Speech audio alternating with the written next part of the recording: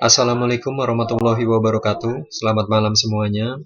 Pada malam hari ini saya ingin sharing tentang Microsoft Excel. Mungkin bagi mayoritas di antara kalian Microsoft Excel sudah tidak asing lagi dan pernah menggunakan, baik itu di sekolah maupun di tempat kerja. Microsoft Excel digunakan untuk mempercepat proses pekerjaan yang berhubungan dengan keuangan.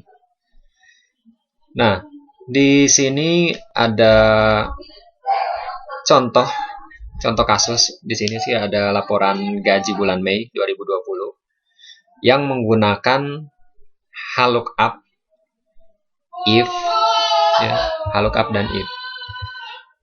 Nah, VLOOKUP itu digunakan untuk mencari nilai yang sama, tetapi posisinya adalah horizontal pada tabel bantu. Dan if digunakan di tabel bagian atas ini. Di sini ada gaji pokok, ya, ada gaji pokok. Gaji pokok ini belum mempunyai nilai. Nah, dicari berdasarkan ketentuan gaji pokok yang ada di bawah ini. Ya, langsung saja mungkin saya praktekkan bagaimanakah cara mengisinya. Nah, cara mengisinya yaitu pada sel yang kosong ini, area yang kotak-kotak ini adalah sel yang saya beri warna. Misalkan hijau, ini adalah sel. Ya. Tetapi jika sudah terdapat beberapa sel, saya mau beri warna orange, ini adalah range, ya, seperti itu. Berapa sih jumlah baris pada Microsoft Excel? Itu bisa kita ketahui dengan cara mengklik Ctrl pada bagian sebelah kiri bawah keyboard, kemudian dengan tanda panah bawah. Ya, di sini terdapat 1 juta lebih baris pada Microsoft Excel. Kemudian berapa kolom pada Microsoft Excel? Di sini kolom berdasarkan A, B, C, D, dan E. Nah, caranya Ctrl kemudian tanda panah. Di sini sampai XFD. Ya. Untuk kembali ke semula, Ctrl tanda panah atas, kemudian tanda panah kiri. Seperti itu. Nah, untuk mengisi kolom jabatan, di sini ketentuannya menggunakan tabel bantu, menggunakan VLOOKUP. Mengapa VLOOKUP? Karena di sini kepala tabel ada di posisi samping semua, kecuali kode jabatan, kemudian jabatan,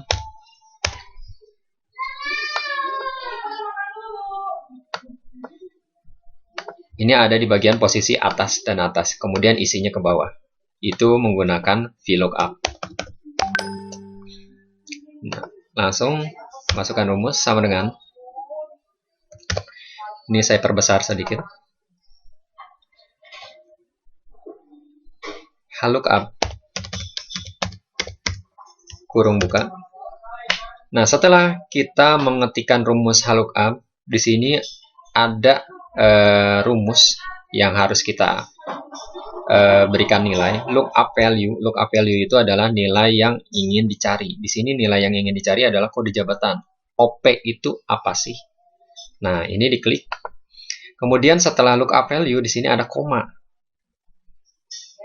Itu tergantung settingan komputer. Terkadang sebagian komputer ada yang menggunakan titik koma. Nah, itu harus disesuaikan dengan settingan komputer tersebut.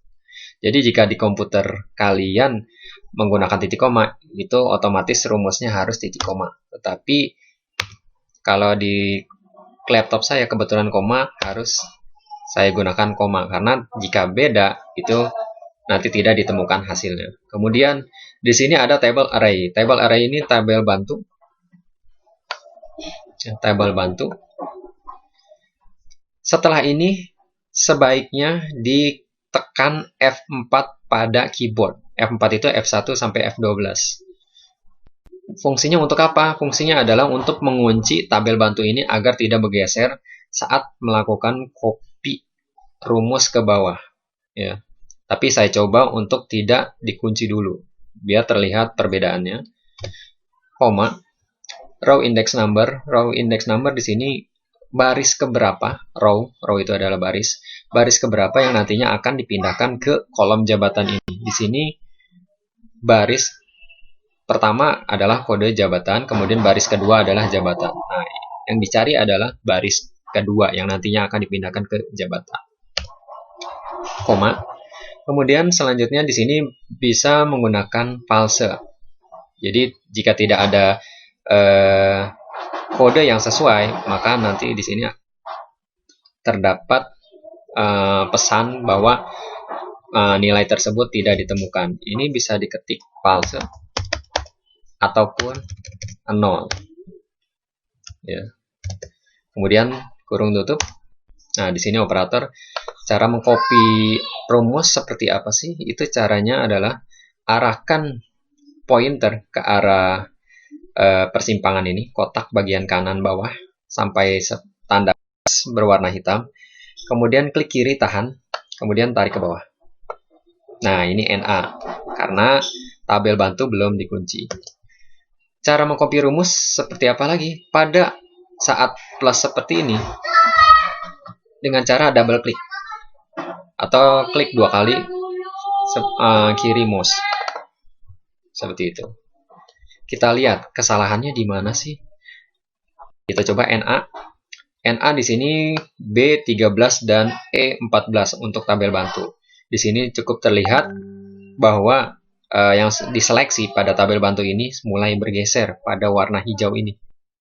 Kemudian coba saya lihat yang terakhir, B15 dan E16. Ini sudah sama sekali tidak pada tempatnya di tabel bantu, sudah berada di luar. Nah, bagaimana caranya untuk mengunci? Untuk mengunci caranya adalah diklik F4. Boleh saat seperti ini F4, boleh juga. Nah, kalau misalnya dolar ini hanya di E13, kalian harus blok bagian B12, kemudian F4. Jadi sampai semuanya ada tambahan dolar-dolar seperti ini. Kemudian 2, baris kedua yang nantinya akan dipindahkan, kemudian koma, boleh false, boleh 0. Enter. Ya. Operator, manager, start. Ini sudah sesuai. Kemudian pada gaji pokok. Di sini gaji pokok berdasarkan jabatan. Ya, jabatan manajer gaji 10 juta, jabatan staff gaji 4 juta, jika jabatan operator gaji 3.400.000. Nah, apakah harus dimulai dari manajer dulu? Tidak harus, itu bebas. Mau mengetik rumus dari staff atau operator duluan, boleh, silahkan. Di sini bagaimana cara memasukkan rumusnya? Sama dengan if kurung buka, jika logical test, jika D5 ya, D5 koma maaf, jika D5 adalah operator, maka koma itu adalah maka. Di sini operator 3.400.000. 3.400.000.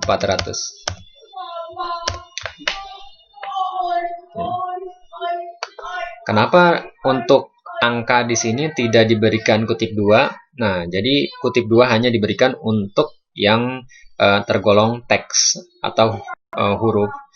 Jadi jika angka ini diberikan kutip 2, maka jika dikalikan atau dibagi dihitung dengan nilai yang lain, itu akan error karena terbaca teks. Koma, jika D5 adalah misalnya staff 4 juta, staff, koma, jika staff berikan 4 juta, koma. Nah, untuk seperti ini, jika di sini if-nya ada 3, maka untuk penggunaan if cukup hanya 2 saja, tidak masalah. Terus bagaimana untuk manajer? Manajer dimasukkan ke pengganti false. Di sini pengganti false 10 juta. Nah, kalau kurung bukanya masih hijau berarti belum tertutup semua sampai berwarna hitam. Karena di sini kurung buka terdapat 2, berarti ditutup 2 juga. Nah, jadi logikanya jika D5 itu di sini adalah operator, maka gaji pokoknya 3.400.000. Kemudian jika D5 adalah staff, maka gajinya 4 juta. Selain itu, bukan operator, bukan staff, berikan 10 juta. Otomatis itu untuk manajer. Ya, saya enter. Ya. Ini hasilnya, manajer 10 juta, betul. Operator 3.400.000. Untuk tunjangan jabatan, sebetulnya untuk tunjangan jabatan ini bukan patokan secara pasti. Tunjangan jabatan ini tergantung perusahaannya. Ya.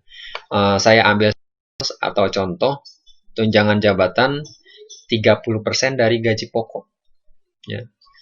Misalkan gaji pokok 1 juta, maka 30%-nya adalah 300.000. Jadi rumusnya sama dengan E5 dikali 30%. Jadi 30% dari E5 ini berapa? Yaitu 1.020.000. Ya. Kemudian saya copy.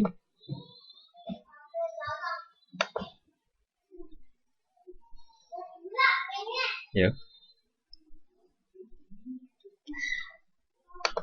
Kemudian di sini saya perbesar. Total gaji, dapat gaji pokok, kemudian dapat tunjangan, otomatis itu dijumlah sama dengan E5 ditambah F5. Nah, selanjutnya untuk menambahkan rupiah seperti apa? Ini harus diblok. Kemudian masih di bagian tab home, pada gambar atau icon dolar, boleh di sini, boleh juga di sini. Klik more accounting format.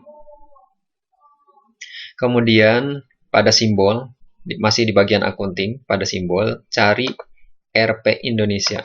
Letaknya adalah di posisi tengah. Cari di urutan R. RP Indonesia. Nah, ini adalah RP Indonesia.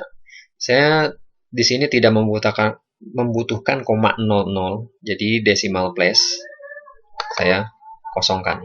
Jadi langsung. Kemudian saya klik OK. Nah, jika bentuknya pagar-pagar seperti ini, dia sebetulnya tidak muat. Kita harus menggeser lebar dari kolom ini. Ya, saya perbesar.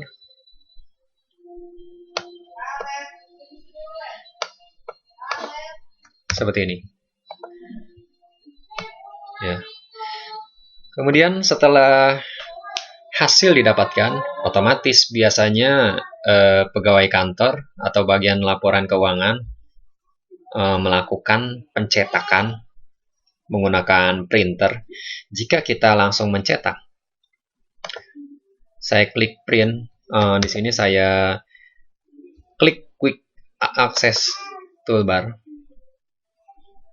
Ya.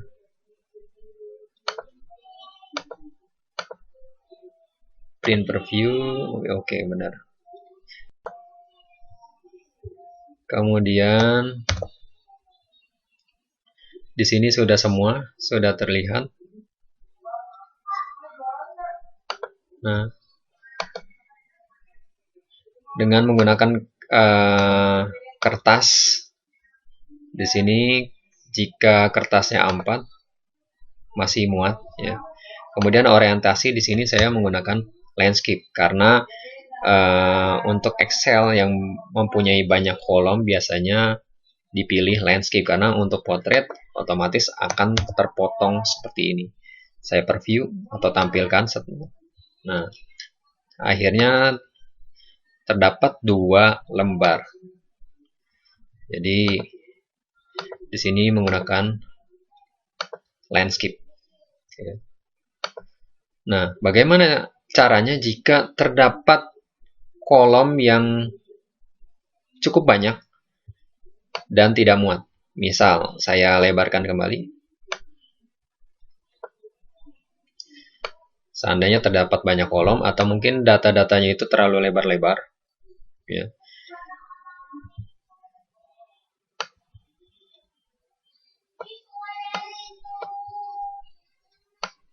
Nah, pada bagian